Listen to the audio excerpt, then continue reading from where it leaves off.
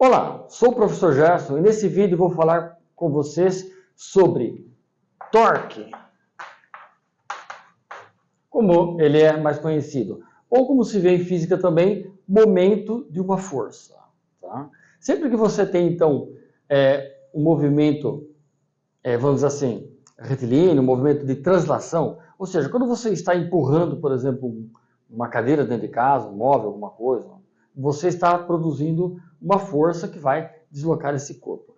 Se você rotacionar o corpo, aí nós chamamos de torque, você está produzindo uma força. Então, qual a definição de torque ou momento de uma força? É você ter um ponto que você vai girar, você tem um braço, tá, uma distância, e você aplica uma força girando esse ponto. Esse é o conceito, então, de torque. Então, quando nós trabalhamos com movimento translacional, eu trabalho com a força puramente. Quando eu trabalho com movimento rotacional, eu trabalho com torque, o conceito de torque. Ele equivale, entre aspas, à força, então, no movimento que eu tenho de translação. Tá ok? Eu tenho aí uma figura em cima que mostra, então, uma pessoa aí com uma chave, né, apertando um parafuso, então está aplicando um torque nesse parafuso, tá ok? A gente ouve muitas vezes falar em carro, né? O carro tem torque, né? Muito torque.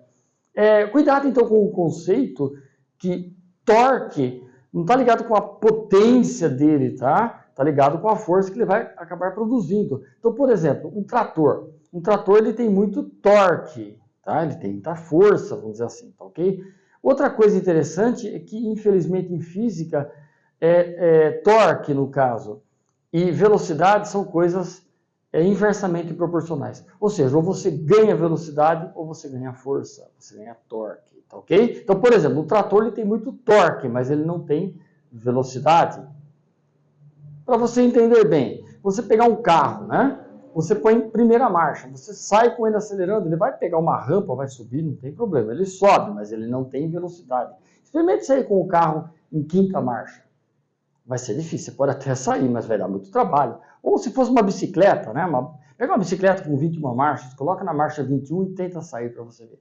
Você não vai conseguir.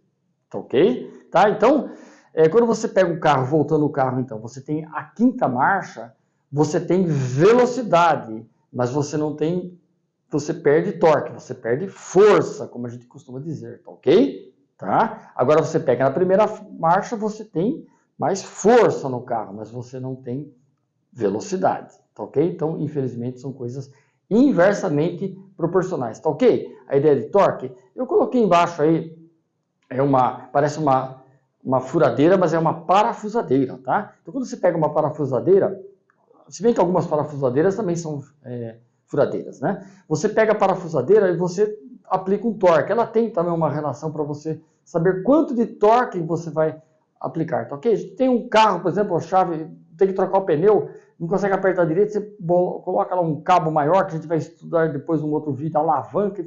Então tome cuidado.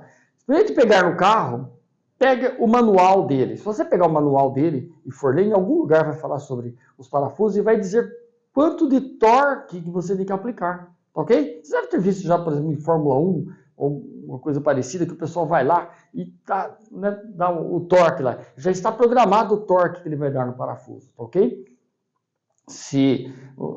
Talvez eu tenha ouvido também na oficina, quando ele aplica no parafuso, chega uma hora que para de parafusar, ok? Tá? Então você regula o torque para você saber quanto, senão você aperta demais e pode espanar o parafuso, ok? E do lado aí tem um torquímetro, é um aparelho então que mede torque. Você coloca ele, ele pode ser analítico ou digital, você aplica uma força no cabo e ele vai medir então quanto de torque que você aplicou. Ou você pode pôr aí o torque e saber até que ponto você vai para poder aplicar o torque então, ok?